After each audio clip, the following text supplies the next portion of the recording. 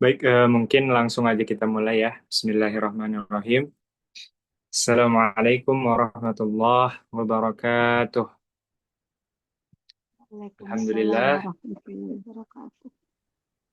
alhamdulillah, alhamdulillahi rabbil alamin, wa bihi nasta'in, wassalatu wassalamu ala ashrafil anbiya wal mursalin, wa ala alihi wa sahbihi ajma'in. Puji syukur kita panjatkan kehadirat Allah Subhanahu wa Ta'ala yang telah memberikan kita banyak nikmat, nikmat iman, nikmat Islam, nikmat kesempatan, dan juga nikmat kesehatan, sehingga kita masih diberikan Allah kesempatan dan kesehatan untuk bisa ya menghadiri, membersamai kajian tafsir eh, Al-Qari'ah kita pada malam hari ini. Salawat beriring salam juga kita panjatkan kepada Nabi junjungan, Nabi besar Nabi Muhammad Sallallahu Alaihi Wasallam. Allahumma salli wa sallim wa barik alaih. Semoga kita termasuk hamba-hamba Allah Subhanahu wa taala yang mendapatkan syafaat beliau di akhir kelak nanti. Amin, amin ya rabbal alamin.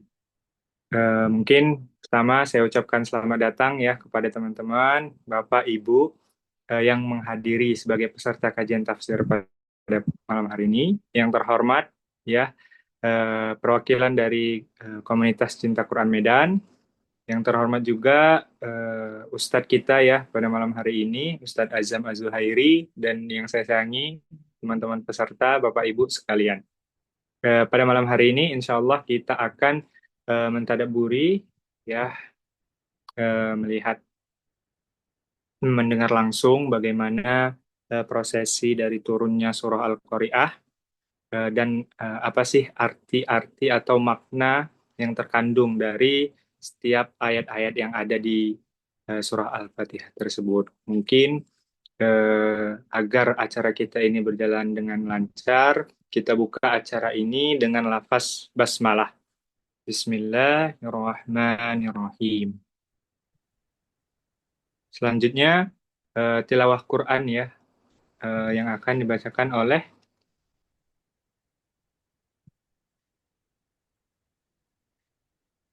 tilawah Quran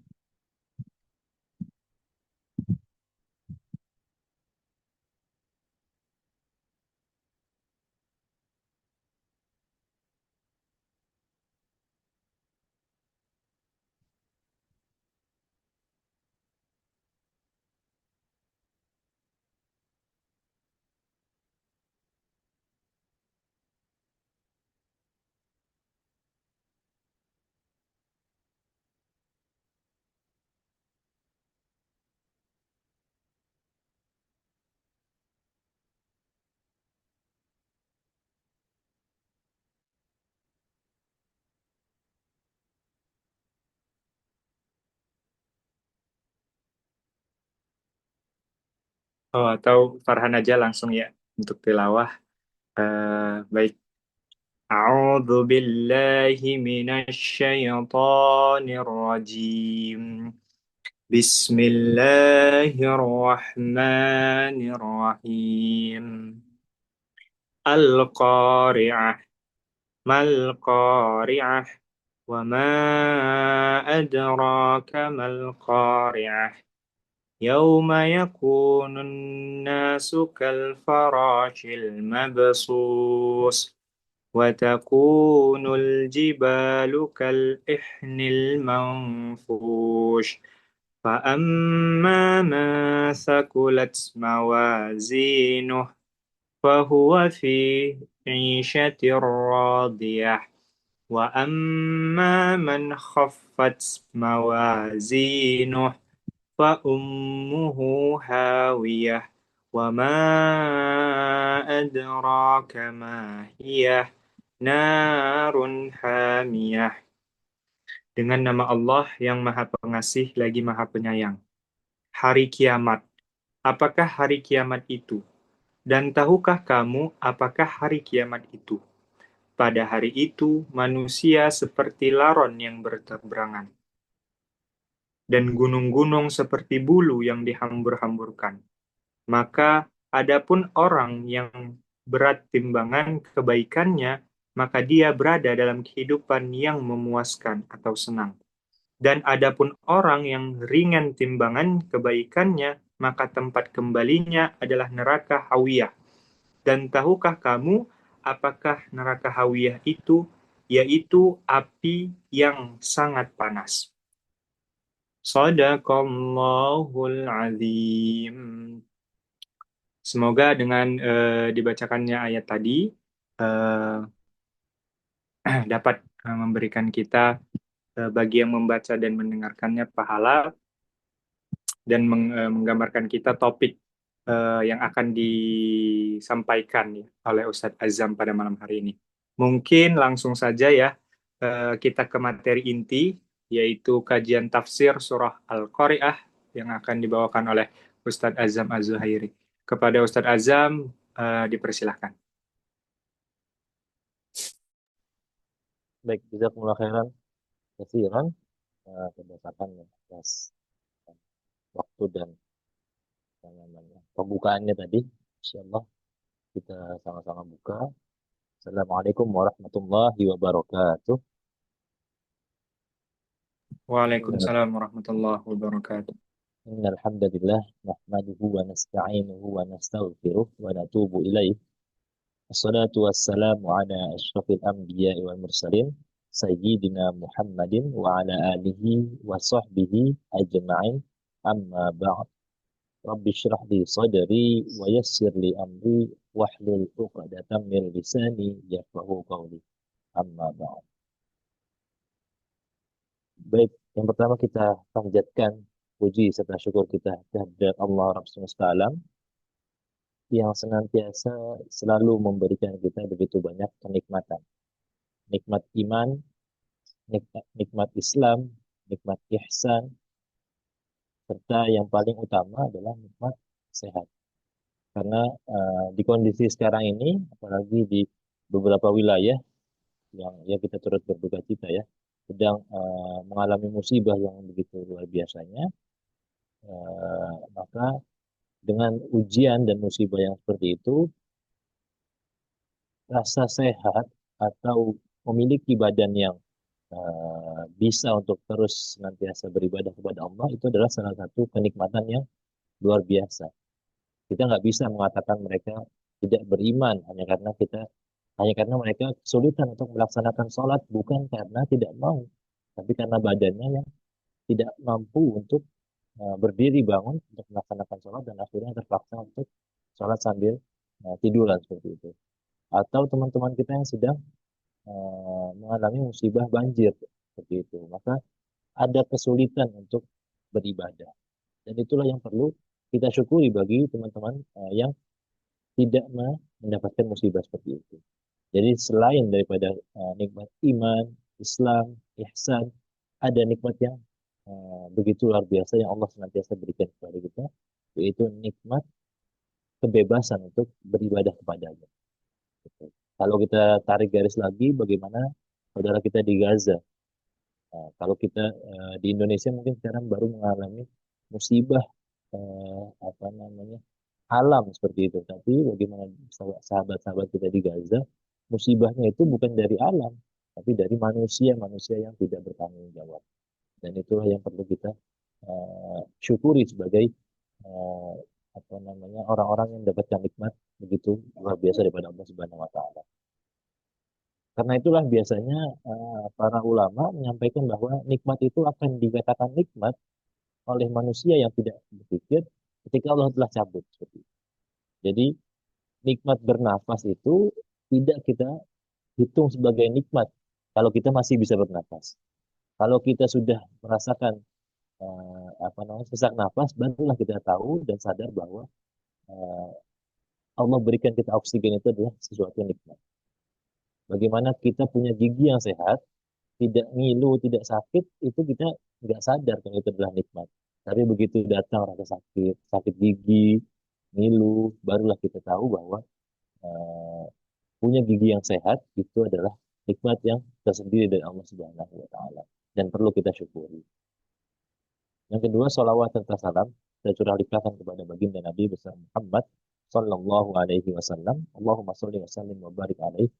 Semoga kita termasuk ke dalam orang-orang yang mendapatkan syafaat dari Rasulullah di hari akhir kelak. Amin amin ya rabbal alamin. Baik, insya Allah pada malam hari ini kita akan membahas tentang satu surah di dalam Al-Quran eh, yang bercerita tentang hari kiamat. Kajian tafsir surat Al-Qari'ah. Insya Allah pada malam hari ini sumber redaksi yang saya gunakan, yang saya baca adalah, yang saya cantumkan di sini adalah kitab tafsir Al-Munir karangan Profesor Dr. Wahbah Zuhaili seperti itu. Insya Allah itu yang referensi yang kita gunakan. Kitab tafsir Al-Munir. Nanti boleh teman-teman kalau apa namanya ingin membaca ulang, kemudian mengkaji sendiri, boleh dibuka di internet, sudah ada tersedia, baik yang teks bahasa Arab ataupun yang secara terjemahan bahasa Indonesia sudah tersedia seperti itu. Tinggal tulis saja. Sekarang sudah banyak kemudahan seperti itu, bisa dicari. Baik, tafsir surat Al-Qari'ah. Di dalam Al-Quran, jemaah yang dirahmati oleh Allah, Allah bukan hanya satu kali menyebutkan atau mention tentang hari kiamat. Allah banyak sekali menyebutkan tentang bagaimana keadaan hari kiamat kelak. Dan bahkan ada di beberapa surat yang memang isinya itu hanya tentang hari kiamat seperti itu. Bukan hanya sekedar satu ayat, tapi judulnya atau nama suratnya dan isi dari surat tersebut itu bercerita tentang hari kiamat. Dan Al-Qari'ah itu adalah salah satu dari surat yang bercerita tentang hari kiamat. Baik, jemaah yang dirahmati oleh Allah Subhanahu wa taala, seperti biasa kita akan membicarakan tentang fakta surat yang pertama, yaitu adalah bagaimana surat Al-Qari'ah itu termasuk dalam surat Makkiyah. Surat Al-Qari'ah adalah termasuk surat Makkiyah. Boleh di next slide-nya. Surat Makkiyah, surat yang turun sebelum Rasulullah SAW hijrah ke Madinah. Surat ini terdiri dari 11 ayat seperti itu. Bagaimana yang dicantumkan di dalam tafsir Al-Munir, wahiyya Makkiyah, wahiyya ihda asyarah ayat. Dia adalah surat Makkiyah yang terdiri dari 11 ayat. Jemaah yang dirahmati oleh Allah Subhanahu wa taala, penamaan surat Al-Qari'ah ini berdasarkan pada ayat pertamanya. Bagaimana surat-surat yang lain itu memiliki caranya tersendiri atau memiliki apa namanya sumber tersendiri kenapa dia dinamakan surat An-Nas, kenapa dinamakan surat Al-Ikhlas. Ada yang berdasarkan dari ayat pertamanya, atau ada yang berdasarkan dari ayat terakhirnya, atau bahkan yang sering kali saya sampaikan seperti surat Al-Ikhlas, yang bahkan di dalam surat tersebut tidak ada satupun kata Al-Ikhlas, tapi kenapa dinamakan Al-Ikhlas? Karena dia bercerita atau menceritakan tentang bagaimana Allah itu Esa, bagaimana Allah itu murni sebagai Tuhan kita, Al-Ikhlas, seperti itu. Qul huwallahu ahad. Dan surat Al-Qari'ah dinamakan itu berdasarkan dari ayat pertamanya. Disampaikan, Summiyat suratul Qari'ah libid'i as-surah biha tahwilan wa takhwifan. Surat Al-Qari'ah dinamai karena surat tersebut dimulai dengan intimidasi dan ancaman. Atau secara singkatnya adalah karena di awal surat Al-Qari'ah ini berbicara tentang apa namanya, begitu dahsyatnya hari kiamat kelak, begitu dahsyatnya ancaman Allah kepada orang-orang yang akan merasakan hari kiamat kelak. Surat ini diturunkan sebagai peringatan dan jawaban tentang bagaimana keadaan hari kiamat nanti. Jadi apa namanya, ada beberapa surat yang dia diturunkan itu sebagai jawaban atas pertanyaan orang kafir Quraisy kepada Nabi Muhammad SAW secara langsung. Jadi ketika kaum kafir Quraisy bertanya kepada Nabi, kemudian Allah sampaikan ayat melalui malaikat Jibril secara langsung tanpa ada jarak waktu.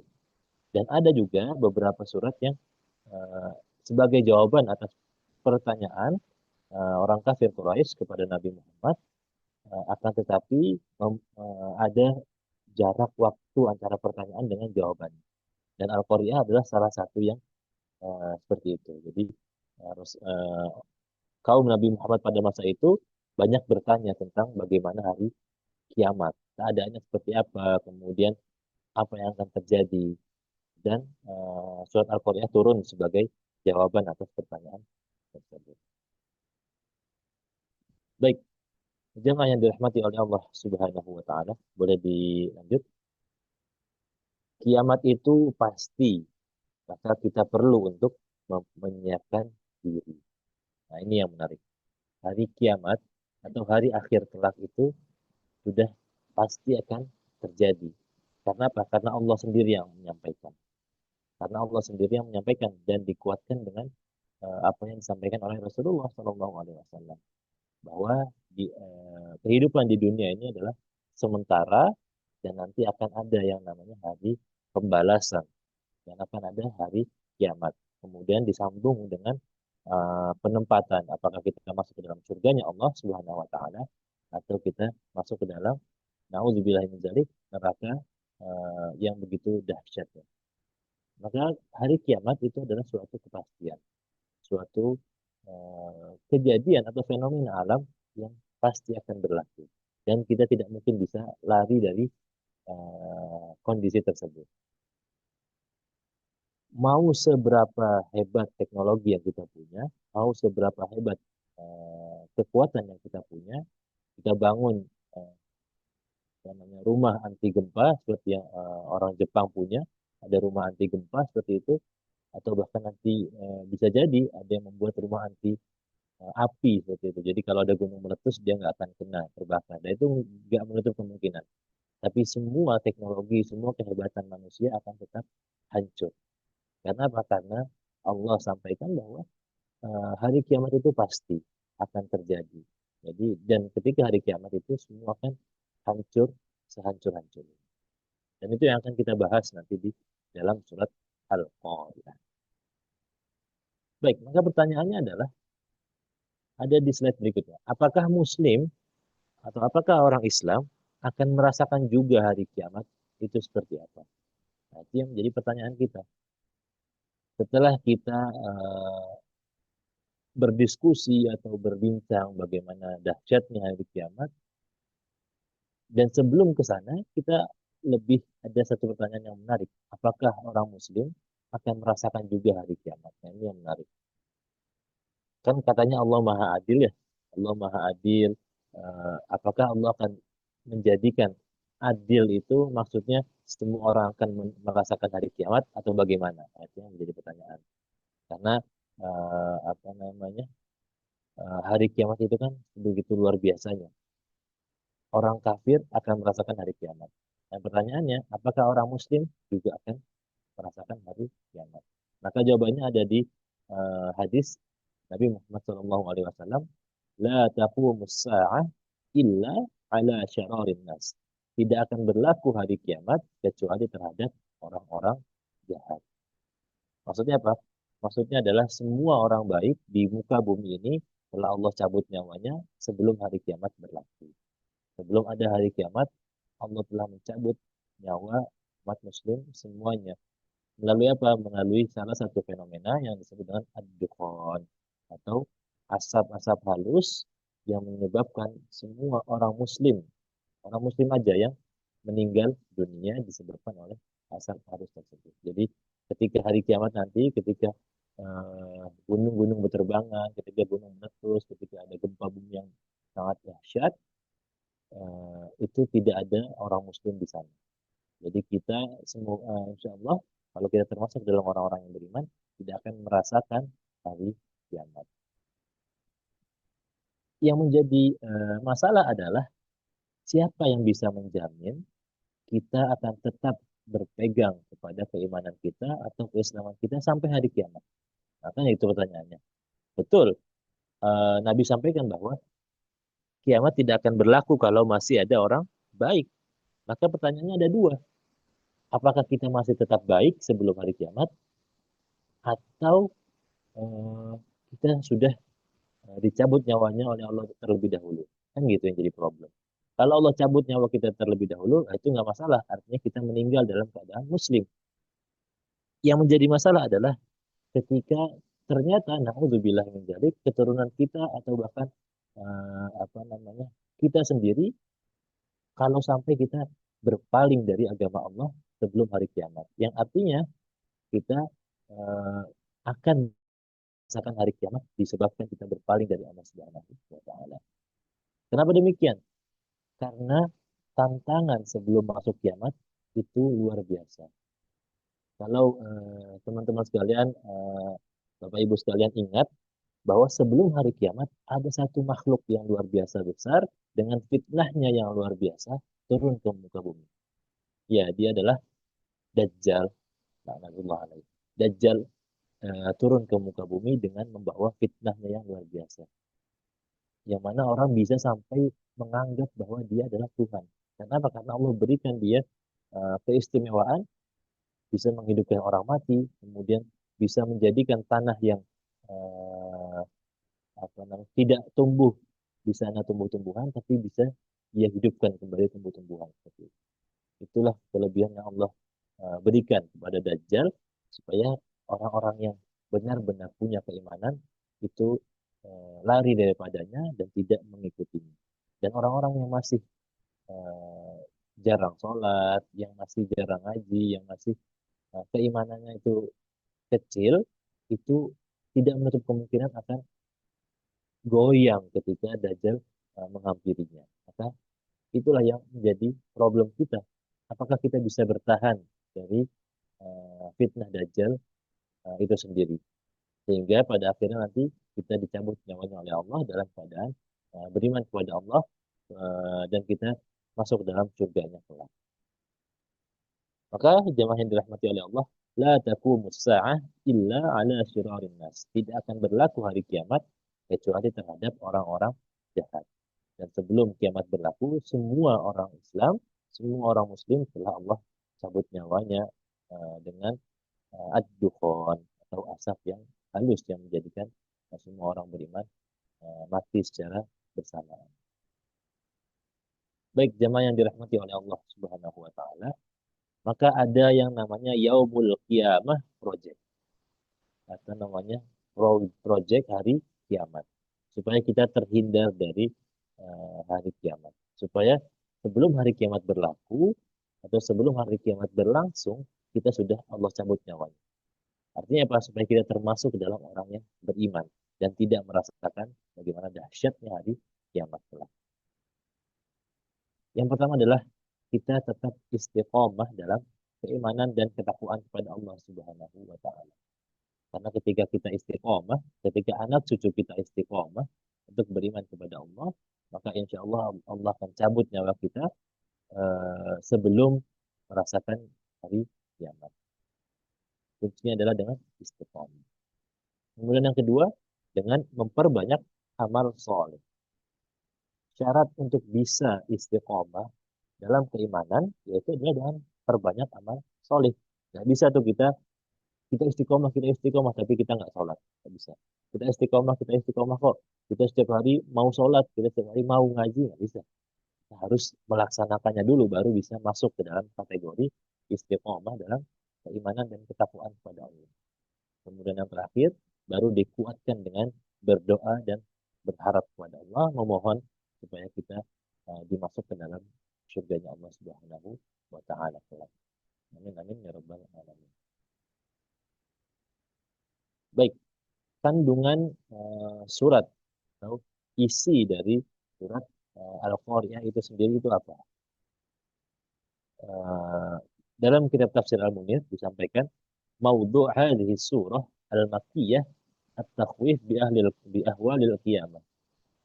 Tema besar atau tema utama dari surat Makkiyah ini atau surat Al-Qari'ah ini yang diturunkan di sebelum Nabi Hijrah itu adalah bagaimana kengerian atau kedahsyatan hari kiamat. Jadi surat Al-Qari'ah ini menceritakan sepenuhnya tentang bagaimana mengerikannya hari kiamat itu. Summa asyarat ila ba'di amaratis sa'ah wa huwa nisful jabal wa ja'alaha kasawfi al-manzur. Kemudian dia menunjuk beberapa tanda hari kiamat, yaitu dengan meledakkan gunung dan membuatnya seperti wall, seperti benang wall. Jadi hari kiamat kelak, pada hari kiamat Allah akan meledakkan semua gunung-gunung. Bukan hanya satu, tapi semua gunung-gunung Allah ledakkan. Dan Allah pecahkan dia sebagaimana benang-benang wol yang berserakan seperti itu. Jadi Allah menggambarkan hari kiamat dengan sebegitu dahsyatnya. Gunung yang begitu besar, gunung yang begitu gagah berdiri, Allah bisa terbangkan dan Allah terbalikkan serta Allah ledakkan. Sehingga tidak ada seseorang pun yang bisa lari dari hari kiamat kelak. Wa kanat khatimatuha al-ikhbar an nisbi mawazin al-hisab allati tuwazinu biha a'malun nas. Dan pada akhirnya surat ini menceritakan tentang penetapan timbangan perhitungan yang digunakan untuk menimbang perbuatan manusia. Jadi ada dua garis besar yang ingin Allah sampaikan dalam surat Al-Qari'ah. Yang pertama adalah bahwa hari kiamat itu pasti berlaku dan sangat dahsyat keadaannya. Yang kedua, Allah ingin menjelaskan bahwa ada yang namanya timbangan amal kebaikan dan amal keburukan. Kalau amal timbangan kebaikan kita lebih berat, maka kita akan masuk ke dalam surganya Allah Subhanahu wa taala.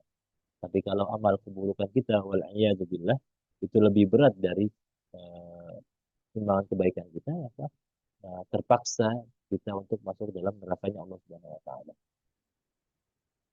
Loh, bukannya semua orang muslim, semua orang yang mengaku bahwa Allah itu adalah Tuhan akan masuk surga.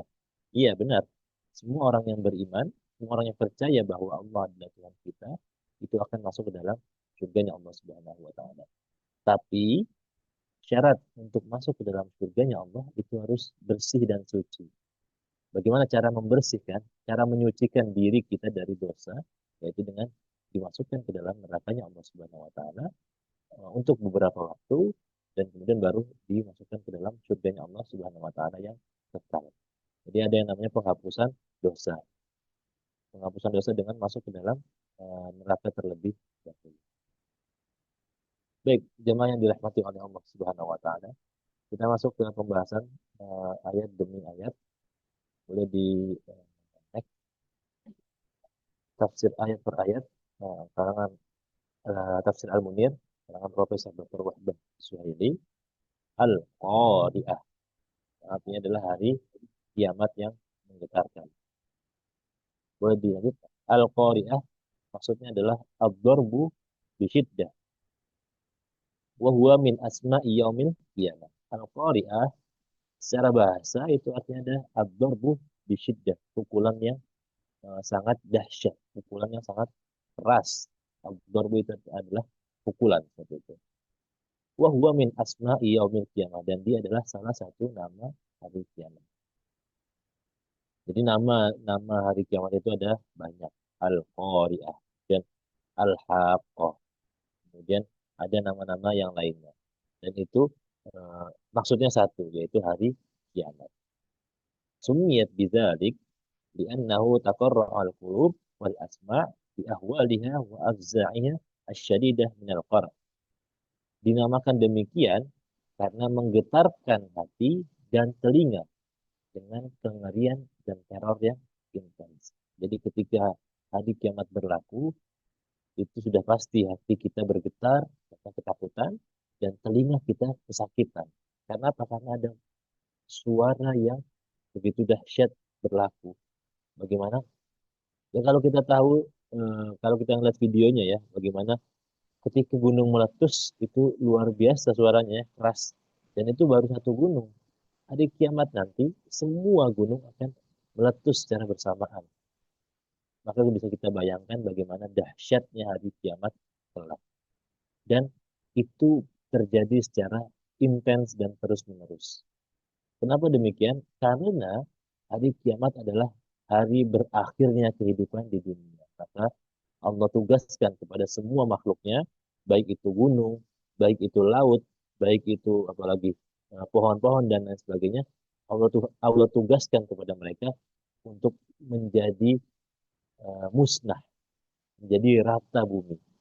Allah tugaskan. Karena apa? Karena memang Allah mau tutup buku, mau mengakhiri kehidupan di dunia ini dan akan berpindah kepada kehidupan di akhirat. Maka Allah perintahkan untuk segalanya hancur, hancur sehancur-hancurnya. Nah, itulah yang dimaksud dengan al-qari'ah, menggetarkan hati dan memekikkan telinga.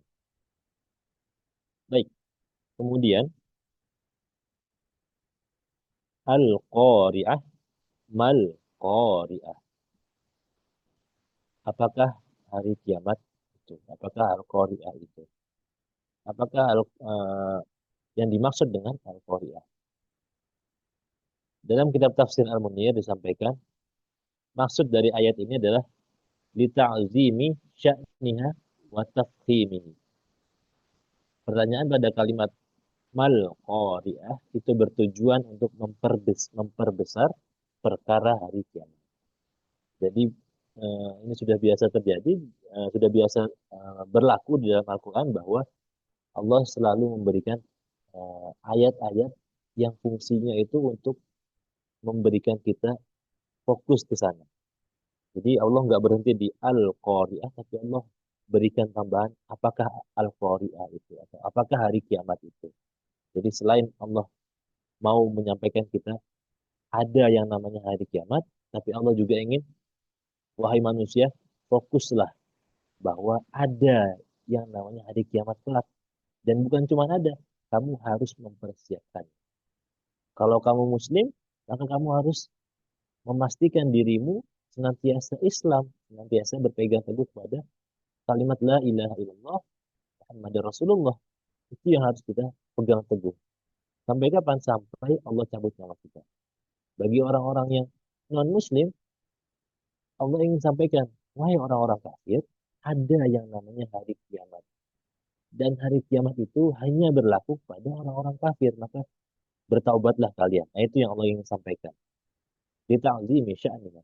Allah ingin memberikan uh, apa namanya bold line seperti itu, garis yang besar, garis yang tebal bahwa hari kiamat itu adalah hari yang sangat dahsyat. Wa ma adra kamal qari'ah. Dan tahukah kamu apakah al-qari'ah? Disampaikan ta'kidu bi syiddati hauliha wa ta'zimi amruha wa tahwili sya'niha. Kalimat wa ma adra kamal qari'ah itu merupakan takkid atau kalimat penguat untuk memberitahu bahwa hari kiamat itu adalah hari yang sangat dahsyat.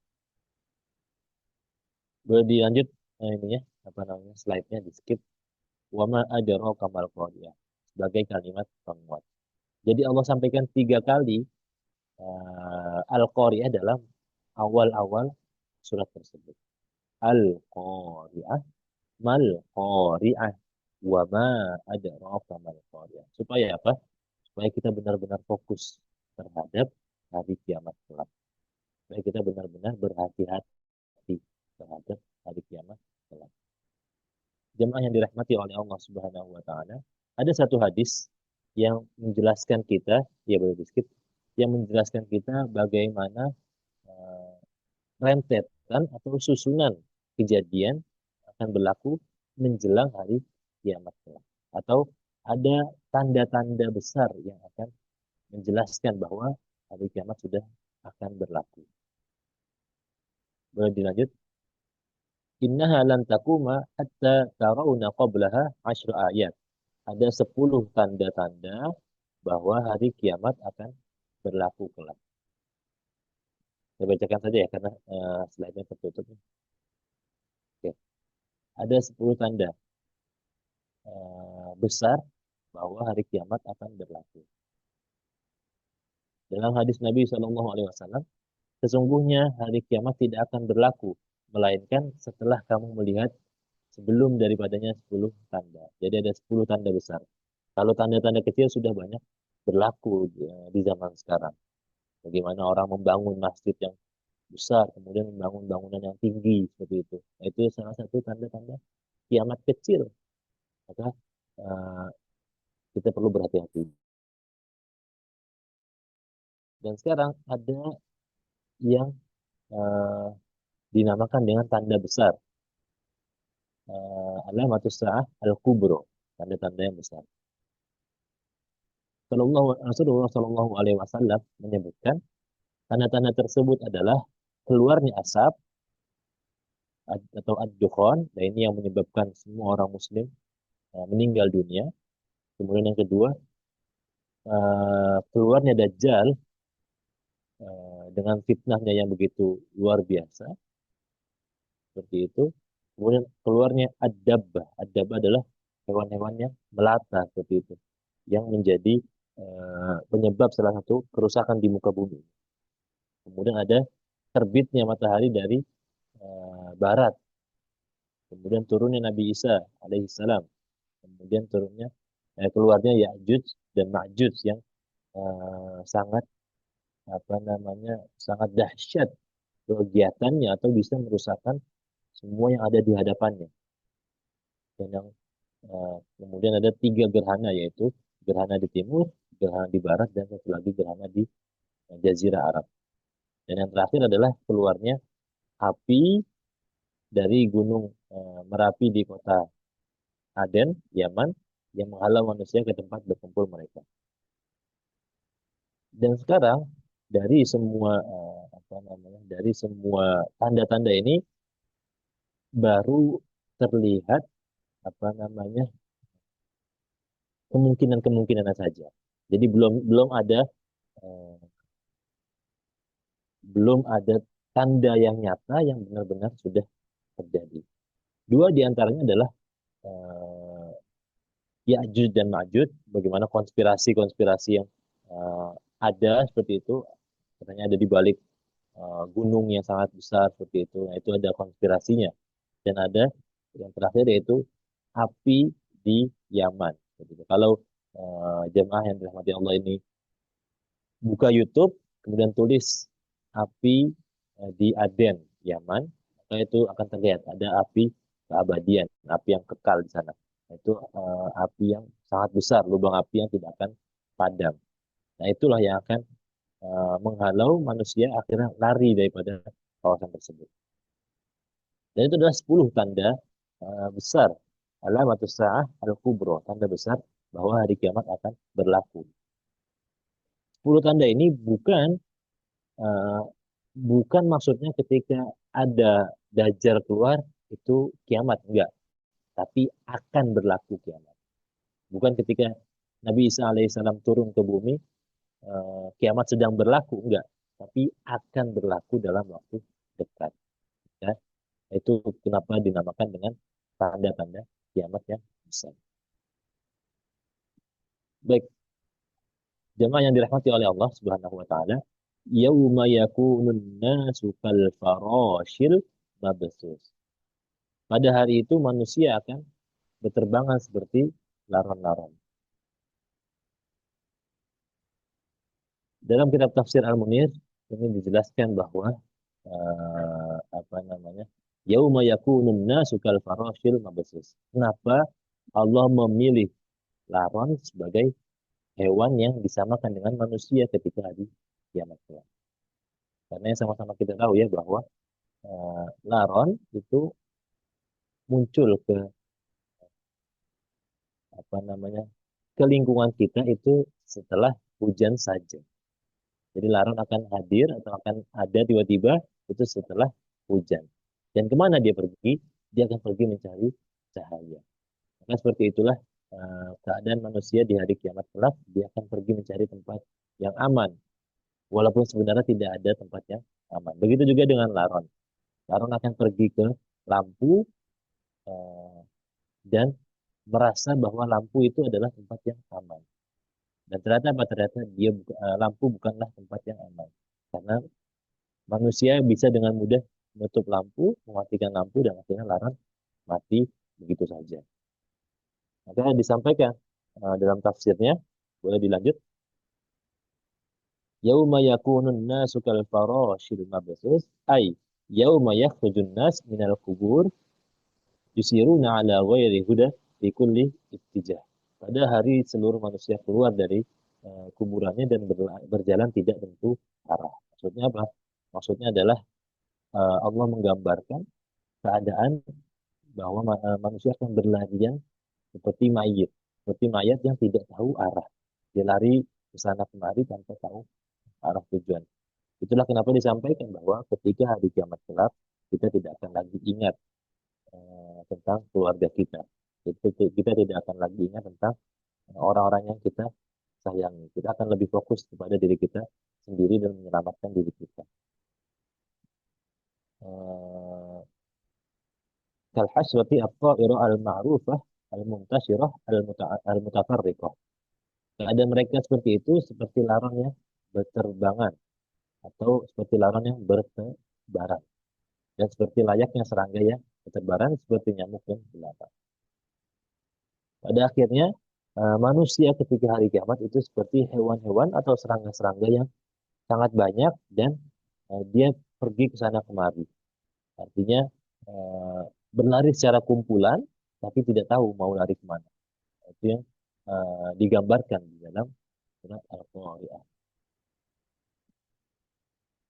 Mereka berterbangan, datang dan pergi sebab kebingungan yang mereka rasakan. Seakan-akan mereka adalah larang yang berterbangan. Bahkan di sini dijelaskan kal farashil mabsus itu maksudnya adalah kal farashi al muntashir al mutafarriqah fil kasrati wal intishar. Seperti laron yang berterbaran dalam jumlah yang sangat banyak dan hina seperti itu. Jadi manusia pada masa itu akan mengalami kehinaan yang luar biasa.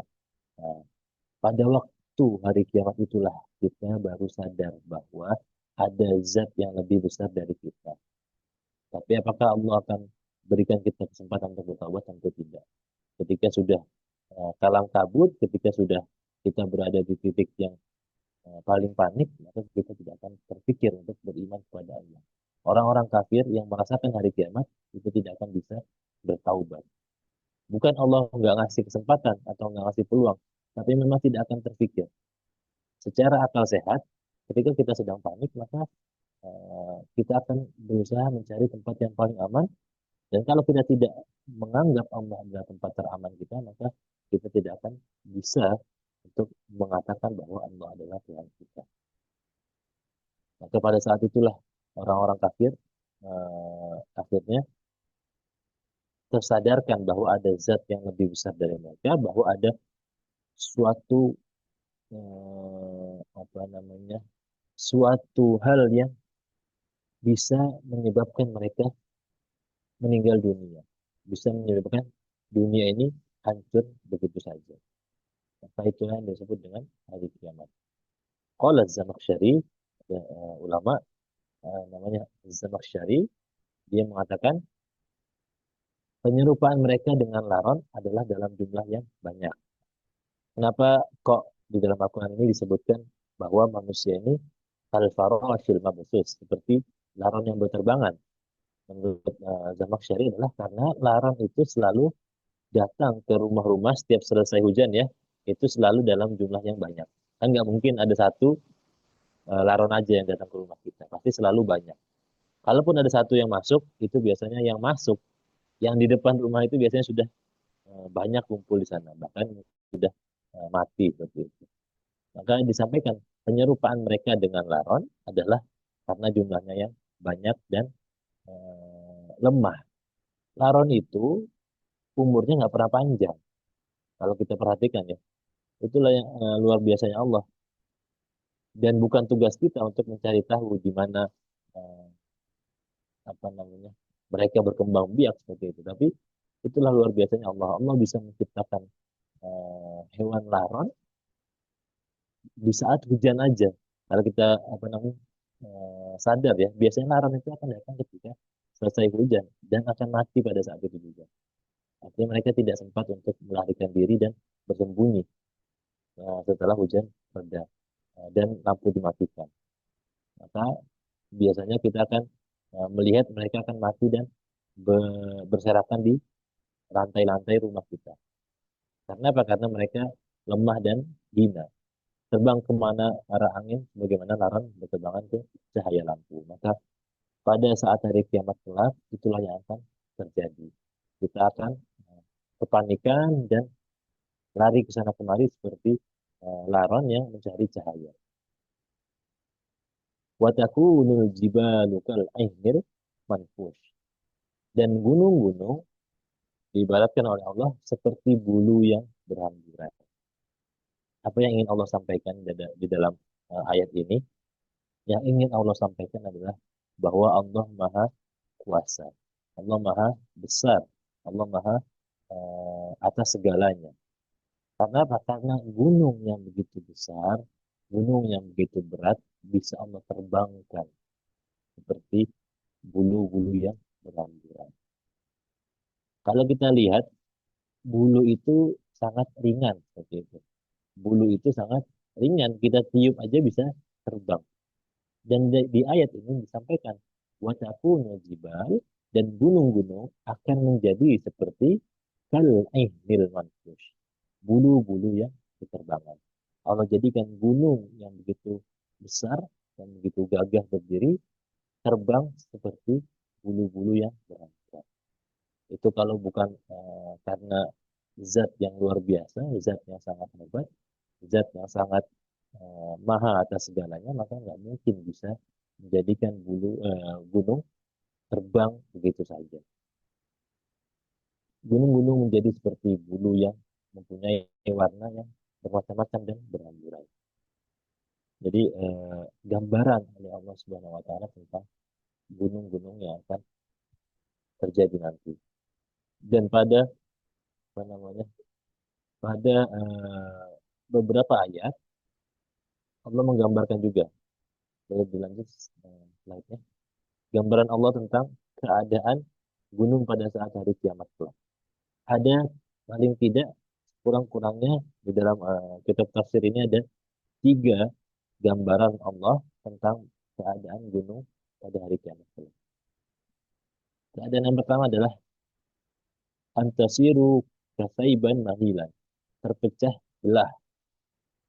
Di dalam Al-Quran dijelaskan, wa humilatil ardu wal jibal fadukkata dakkatan wahidah, dan diangkatlah bumi dan gunung-gunung lalu dibenturkan keduanya saling berbenturan dalam sekali benturan. Bagaimana Allah angkat bumi dan angkat gunung-gunung di dalamnya, jadi Allah saling benturkan gunung yang satu dengan yang lainnya. Dan akhirnya terpecah belah. Itu adalah gambaran yang pertama. Gambaran yang kedua adalah Allah jadikan ia hancur dan berhamburan. Antasiru watarol jibala tahsabuha jamidatan wahiyya tamurru marrasihab. Dan engkau akan melihat gunung-gunung yang engkau kira akan berada tetap di tempatnya, padahal ia berjalan seperti awan yang berjalan. Lagi-lagi Allah sifati gunung dengan dengan apa namanya benda yang sangat ringan. Allah sifati gunung yang begitu kokoh berdiri dengan awan yang apa namanya kalau kita lihat itu sangat halus dan sangat tipis. Allah ingin menyampaikan bahwa Allah bisa menerbangkan gunung dan menjatuhkannya kembali pada hari kiamat kelak. Dan yang terakhir, Allah menjadikan gunung seperti fata morgana. Wasujiratil jibalu fakanat saraba, dan gunung-gunung pun dijalankan sehingga menjadi fata morgana. Fata morgana adalah bagaimana kita tidak menyangka hal itu terjadi. Bagaimana apa yang kita lihat ternyata tidak sama. Kalau kita melihat di depan sana ada air, ternyata bukan air. Maka seperti itulah Allah ingin menggambarkan. Kita seperti melihat awan yang berterbangan. Kita ingin melihat seperti bulu-bulu yang berterbangan. Padahal itu adalah gunung-gunung yang Allah terbangkan. Baik, jamaah yang dirahmati oleh Allah Subhanahu wa taala, itu tadi adalah separuh pertama dari surat Al-Qari'ah. Bagaimana Allah menjelaskan tentang keadaan hari kiamat kelak. Maka separuh yang kedua, Allah ingin menjelaskan tentang bahwa ada yang disebut dengan timbangan amal kebaikan. Ada yang disebut dengan timbangan amal kebaikan dan keburukan manusia. فَأَمَّا مَنْ ثَقُلَتْ مَوَازِينُهُ فَهُوَ فِي عِيشَةٍ رَاضِيَةٍ. Dan barang siapa yang thaqulat mawazinuh, berat timbangan kebaikannya, fahuwa fi 'ishatin radiyah, maka dia akan berada di dalam kehidupan yang menyenangkan. Allah sampaikan, siapa yang pahalanya lebih banyak atau timbangan kebaikannya lebih banyak, maka dia akan berada di dalam kehidupan yang menyenangkan. Maksudnya apa? Kehidupan yang menyenangkan, yang berkekalan, itu hanya ada di dalam surganya Allah Subhanahu wa Ta'ala. Artinya, siapa yang berbuat baik, maka akan masuk dalam surga. Siapa yang banyak melakukan amal soleh, amal kebaikan, maka akan Allah masukkan ke dalam surga. Di dalam kitab tafsir ini dijelaskan, ai amma man sakulat mawazinu bi an rajahat hasanatahu au a'malahu as-salihah ala sayyiatihi. Karena siapa yang berat timbangannya, yaitu amal kebaikannya lebih berat dari amal keburukannya, bahwa fi 'ishatin mardiyah. Jadi dia akan berada di dalam kehidupan yang Allah ridhoi. Yardaha sahibuha fil jannah. Yaitu di dalam surganya Allah Subhanahu wa Ta'ala. Menurut bahasa, al-'aisyah bahwa fi 'ishatin. 'Ishatin itu maksudnya adalah kalimat juma'an ni'am allati fil jannah. Maksudnya adalah uh, berkumpulnya segala kenikmatan di surga. Jadi maksud dari fi syatin itu adalah segala kenikmatan yang ada di surga.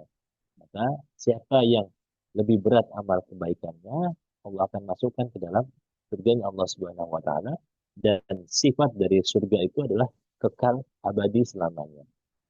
Dan sifat kenikmatan yang ada di dalamnya, mala ainun ra'at, apa yang tidak pernah kita lihat, wala udhunun sami'at, dan tidak pernah terdengar orang lain membicarakan tentang surga itu seperti apa, itu wala khatara fi qalbi bashar, dan tidak akan pernah terbesit di dalam pikiran dan hati kita surga itu seperti apa. Maksudnya gimana?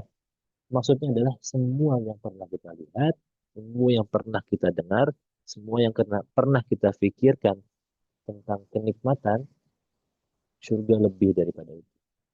Surga lebih luar biasa daripada itu semua. Maka tidak mungkin ada orang yang bisa membayangkan bagaimana luar biasanya Allah ciptakan surga untuk orang-orang yang beriman. Jemaah yang dirahmati oleh Allah Subhanahu wa taala.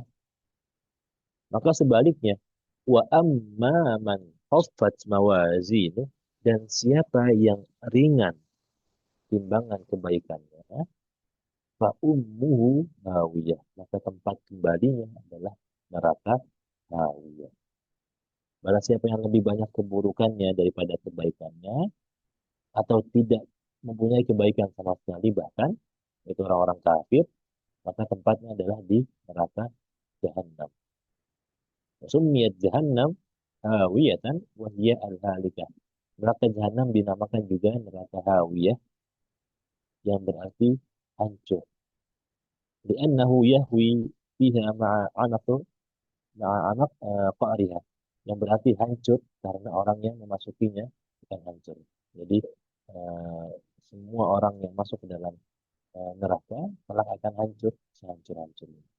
Kemudian dihidupkan kembali dan dihancurkan kembali.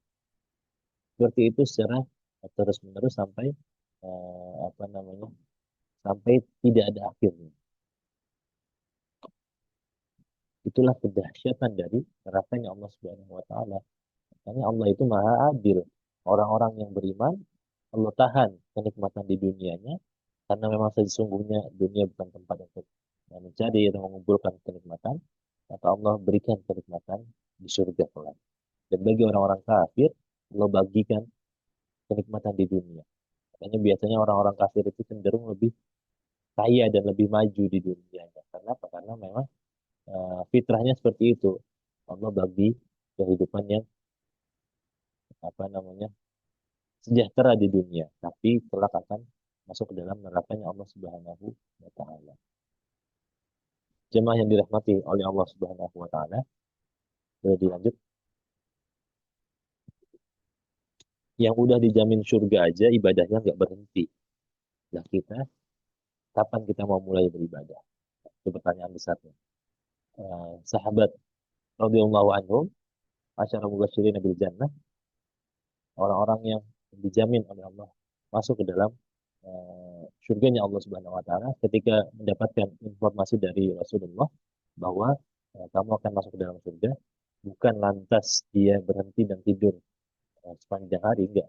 Dia tetap terus beribadah kepada Allah.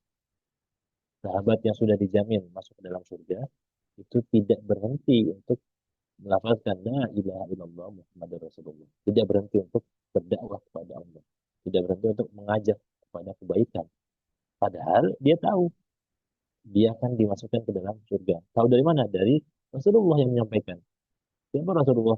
Shadiqul Amin, orang yang paling terpercaya di masanya, orang yang paling terpercaya. Bahkan sebelum Rasulullah diangkat menjadi nabi, orang kafir Quraisy sudah percaya kepada Rasulullah. Hanya saja ketika Rasulullah masuk ke dalam menerima wahyu dan diangkat menjadi nabi, barulah pelan-pelan orang kafir Quraisy benci, nggak suka. Karena apa? Karena ada keistimewaan yang diberikan Allah kepada Rasulullah. Dulu sebelum Rasulullah diangkat menjadi nabi, semua orang, bahkan orang kafir sekalipun, percaya kepadanya, percaya kepada Rasulullah. Apa yang disampaikan oleh Rasulullah mereka percaya. Kemudian mereka menitipkan barang kepada Rasulullah. Kemudian mereka lebih suka membeli barang dagangan Rasulullah. Karena apa? Karena mereka percaya. Dan Rasulullah bisa dipercaya. Oh, di Quran. Jadi ketika Rasulullah sampaikan kepada para sahabat bahwa eh, para sahabat akan dimasukkan ke dalam surganya Allah, bukan lantas Alhamdulillah, terima kasih ya Allah, kemudian tidur. Enggak. Tapi ketika sahabat mendapatkan mendapatkan informasi tersebut, mereka tetap beribadah kepada Allah dengan level ibadah yang sama seperti sebelum mendapatkan informasi tersebut. Lah kita yang dijamin aja belum, kok bisa lebih relatif lebih rileks, relatif lebih santai dalam beribadah. Kan kalau secara logika harusnya nggak masuk ya. Kalau kita yang belum dijamin harusnya lebih ngoyo lagi, lebih bersemangat lagi, lebih bersungguh-sungguh lagi dalam beribadah. Maka itulah penyakit dari umat Islam zaman sekarang. Jemaah yang dirahmati oleh Allah, pada akhir surat Al-Qari'ah disampaikan, wa ma adraka ma hiya narun hamiyah. Tahukah kamu apakah neraka Hawiyah itu? Maka di dalam uh, tafsirnya dijelaskan, dia narun syadidatun al-hararah. Narun syadidah al-hararah. Al-hararah. Neraka jahanam adalah api yang sangat panas dan berkobar-kobar dengan sangat besar. Intaha harruha wa balagha fi syiddati ilal ghayah. Ini menunjukkan kekuatan api yang berada di dalam neraka jahanam yang melebihi segala api yang ada di muka bumi. Kalau kita lihat di slide berikutnya, ada satu hadis Rasulullah yang sangat menggambarkan bagaimana panasnya api neraka itu. Dan terjemahannya, api manusia yang kalian nyalakan adalah satu dari 70 bagian api neraka jahanam. Para sahabat bertanya, wahai Rasulullah, seandainya seperti api dunia saja, apakah tidak cukup? Kemudian disampaikan bahwa sungguhnya api neraka itu lebih panas 69 kali dari api dunia. Kalau kita tidak sengaja terpegang atau tersentuh api di kompor seperti itu, maka itu baru satu bagian dari 69 bagian api neraka jahanam. Artinya panasnya api neraka itu 69 kali lebih panas dari api dunia. dan tidak disampaikan bahwa api kompor, tapi api dunia secara umum. Bisa saja yang dimaksud api dunia itu adalah api dari gunung meletus, atau bisa jadi yang dimaksud dengan api eh, dunia itu adalah api keabadian yang ada di Yaman tadi. Itu menggambarkan begitu panasnya api neraka dengan bahan bakarnya itu manusia-manusia yang ingkar kepada Allah. Semoga kita tidak termasuk ke dalam orang-orang yang masuk ke dalam nerakanya Allah Subhanahu wa taala. Semoga kita terhindar dari segala mara bahaya, sehingga terhindar dari segala musibah, terhindar dari segala hal-hal yang tidak kita inginkan. Maka itulah tafsir dari surat Al-Qari'ah. Jadi kita rujukan adalah tafsir Al-Munir. Semoga kita bisa sama-sama mengambil kebaikan di dalamnya, bisa lebih sadar dan lebih aware lagi, lebih berhati-hati bahwa ada yang namanya hari kiamat. Walaupun kita tidak akan merasakan hari kiamat, tapi yang perlu kita fokus adalah supaya kita benar-benar tidak merasakannya, benar-benar berada di jalannya Allah ridhoi, yaitu sebagai orang-orang yang beriman dan bertakwa kepada Allah Subhanahu wa taala. Wallahu a'lam. Al-haqqu min rabbika fala takunanna minal mumtarin. Yang benar datangnya daripada Allah, yang salah datangnya daripada saya pribadi. Eh, saya kembalikan kepada MC. Jazakumullah khairan, barakallahu fikum. Assalamualaikum warahmatullahi wabarakatuh.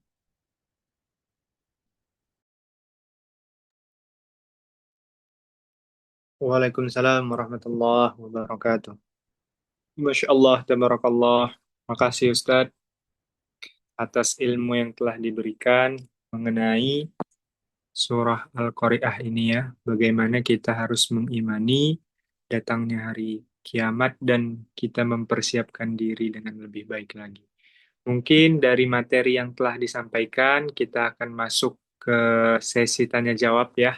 Bagi teman-teman, kakak-kakak, ayah bunda yang ingin ya menanyakan seputar materi yang telah diberikan, boleh raise hand ataupun boleh langsung di kolom komentar.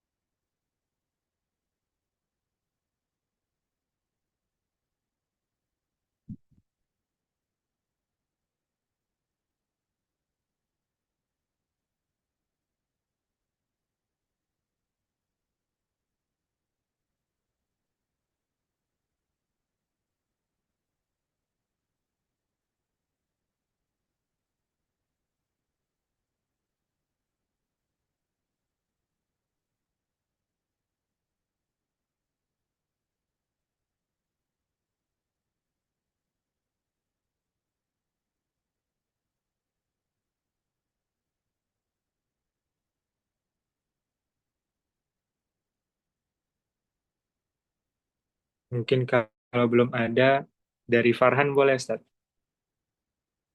Dari Farhan boleh ya? Satu pertanyaan, Ustaz, mengenai, boleh nggak sih, Ustaz, kalau kita tuh beribadah nih, karena sesuatu yang bukan selain Allah, tapi tentang, misalnya ya, karena takut masuk neraka gitu, Ustaz. Jadi memang kita tingkatkan ibadah kita, sesuatu hal, nah itu gitu. Tapi karena kita memang nggak mau masuk neraka, nah, apakah itu sama dengan kita niatkan untuk Allah atau beda gitu, Ustaz? Boleh mungkin dijawab, Ustaz.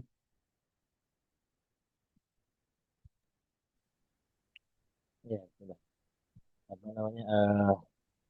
Artinya dari situ sudah sudah tahu ya bahwa syarat untuk terhindar dari nerakanya Allah Subhanahu wa taala adalah mengerjakan apa yang Allah perintahkan. Kan gitu. Itulah sebabnya kita ngelakuin apa yang diperintahkan. Contoh, kalau yang tadi kan disampaikan bahwa kita sholat bukan karena Allah, tapi sholat supaya kita nggak masuk ke dalam nerakanya Allah, kan gitu. Apakah boleh?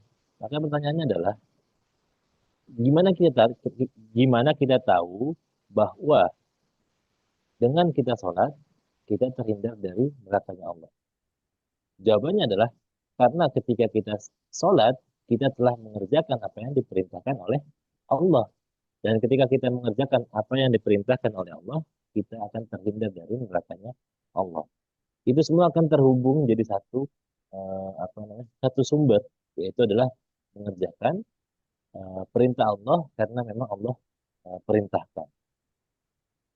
Kenapa? Karena supaya kita terhindar dari api neraka Allah Subhanahu wa taala. Yang lebih common pertanyaannya adalah boleh nggak kita kalau mengerjakan sesuatu dimulai dari hal-hal yang sifatnya duniawi. Nah, itu lebih common pertanyaannya biasanya. Maksudnya gimana? Contoh,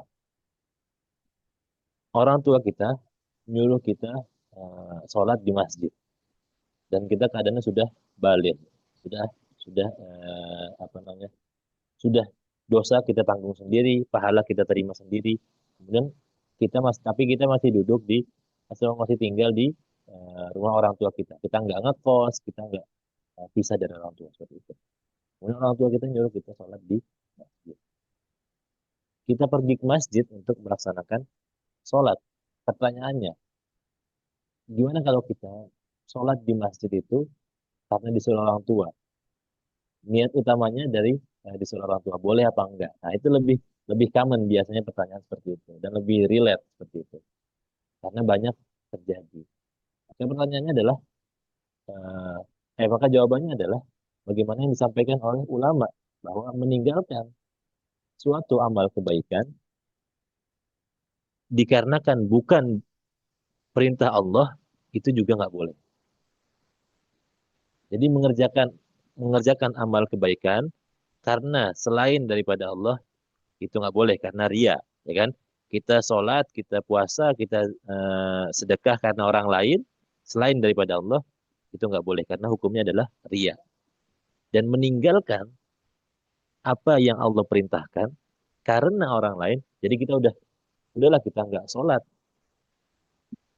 itu karena orang lain pula, nah, double. Jadi ada dua kesalahan. Nah, itu juga nggak boleh seperti itu. Tahu nggak? Maka yang boleh apa? Yang boleh adalah kita uh, terus mengerjakan amal kebaikan sambil tajdidun niat, memperbarui niat. Jadi pelan-pelan uh, apa namanya? Mungkin pertama-tama kita sholat di masjid itu 50-50, setengah-setengah gitu. Setengah karena orang tua suruh, setengah lagi karena supaya dapat pahala. Mulai awal-awal setengah-setengah nggak masalah, tapi kan lama-lama kalau kita kerjakan terus, akhirnya kita sadar bahwa ini bukan karena orang tua suruh, tapi karena memang Allah perintahkan.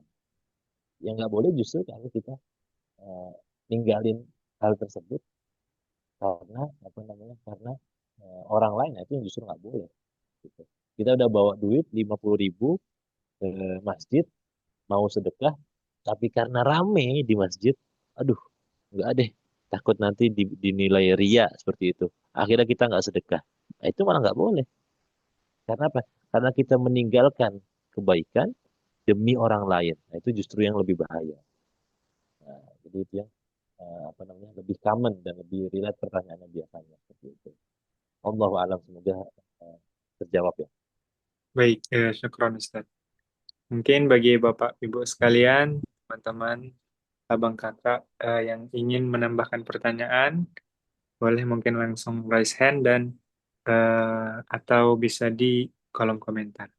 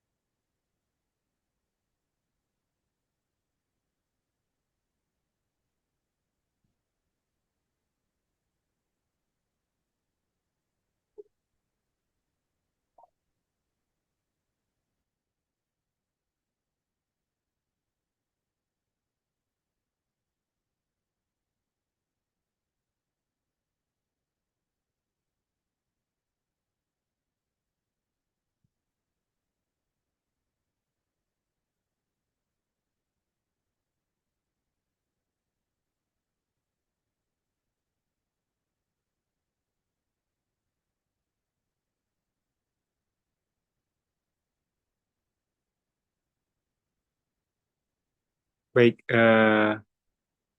karena belum ada yang nanya, mungkin kita lanjutkan ke closing statement atau mukaddimah ya dari Ustadz Azam mengenai kajian tafsir kita pada malam hari ini. Kepada Ustadz dipersilakan.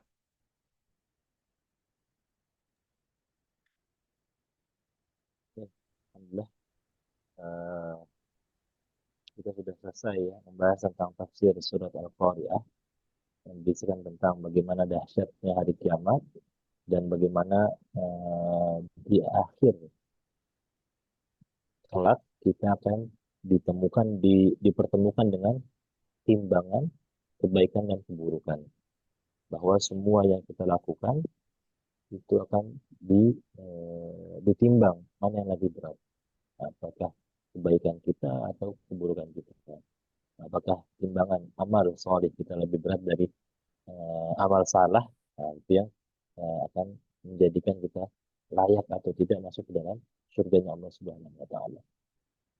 Betul, semua orang yang ada keimanan walaupun sebesar biji zarah, disebutkan biji biji yang paling kecil itu, maka itu akan masuk ke dalam surganya Allah. Maka kan pertanyaannya bukan itu. Pertanyaannya adalah apakah kita akan langsung masuk ke dalam surga atau perlu dicuci dulu. Nah, itu yang menjadi eh, sesuatu yang kita khawatirkan. Karena kalau masuk surga, insya Allah kita ada jaminan masuk surga. Tapi apakah masuk ke dalam neraka dulu, nah itu yang perlu diperhatikan lebih hati-hati lagi supaya kita tidak terjerumus ke dalam sana. Maka selain kita harus percaya kepada hari kiamat, kita juga harus percaya bahwa ada fenomena-fenomena sebelum hari kiamat yang itulah menjadikan kita dan anak cucu kita layak atau tidak masuk ke dalam kategori orang-orang yang beriman. Yaitu adalah ketika Dajjal turun ke dunia dengan begitu besar fitnah. Maka kita perlu untuk mengajarkan anak-anak kita, mengajarkan ke lingkungan kita dan memberikan eh, pemahaman bahwa agama yang kita pegang sekarang, Islam yang kita agung-agungkan sekarang, itu adalah agama yang rahmatan lil alamin dan yang paling benar di antara yang lainnya. Ya, perlu kita pegang sampai hari kiamat kelak dengan istiqomah, istiqomah beribadah pada Allah Subhanahu wa taala. Baik, mungkin itu semoga kita termasuk ke dalam orang-orang yang mendapatkan surganya kelak, amin amin ya rabbal alamin, dan terhindar dari api neraka yang sangat pedih azabnya. Wallahu a'lam. Baik, amin, amin ya Rabbal Alamin. Jazakumullah khairan katsira Ustadz atas materi yang disampaikan. Terima kasih juga kepada komunitas Cinta Quran Medan yang telah memediasi kajian tafsir kita pada malam hari ini. Saya ucapkan terima kasih banyak juga kepada peserta yang hadir pada malam hari ini agar menambah keberkahan dari acara kita ini akan ditutup dengan doa. Kembali kepada Ustadz Azam. Ustadz Azam boleh ditutup dengan doa Ustadz. Kita tutup dengan istighfar tadi. Astagfirullahaladzim, astagfirullahaladzim, astagfirullahaladzim. A'udzubillahi minasyaitonir rajim. Bismillahirrahmanirrahim. Alhamdulillahirabbil alamin. حمدا يوافي نعمه ويكافئ ومزيده يا ربنا لك الحمد كما ينبغي لجلال وجهك وعظيم سلطانك. اللهم صل على سيدنا محمد وعلى ال سيدنا محمد. اللهم انا نسالك رضاك Izin Ustadz, والجنه suaranya agak kecil Ustadz. ونعوذ بك من سخطك والنار. اللهم انا نسالك رضاك والجنه ونعوذ بك من سخطك والنار. اللهم انا نسالك علما نافعا ورزقا واسعا وعملا متقبلا. اللهم أحينا بالإيمان وأمتنا بالإيمان واحشرنا بالإيمان وأدخلنا الجنة مع الإيمان برحمتك يا أرحم الراحمين. اللهم إنا نسألك حسن الخاتمة. اللهم إنا نسألك حسن الخاتمة ولا نجعلك سوء الخاتمة. اللهم أعز الإسلام والمسلمين وأذل الشرك والمشركين ودمر أعداءك أعداء الدين. اللهم انصر إخواننا المجاهدين في فلسطين وفي كل مكان وفي كل زمان. ربنا هب لنا من أزواجنا وذرياتنا قرة أعين واجعلنا للمتقين إماما. ربنا اغفر لنا ولوالدينا وارحمهما كما ربيانا صغارا. ربنا آتنا في الدنيا حسنة وفي الآخرة حسنة وقنا عذاب النار صلى الله على سيدنا محمد وعلى آله وصحبه وسلم والحمد لله رب العالمين. Alhamdulillah. Mungkin saya ucapkan terima kasih lagi kepada Ustadz dan peserta yang hadir pada malam hari ini. Kita tutup acara kita ini dengan lafaz hamdalah, alhamdulillahirabbil alamin, dan doa penutup majelis. Subhanakallahumma bihamdika asyhadu an la ilaha illa anta astaghfiruka wa atubu ilaik. Saya ucapkan terima kasih. Wabillahi taufiq wal hidayah. Wassalamualaikum warahmatullahi wabarakatuh.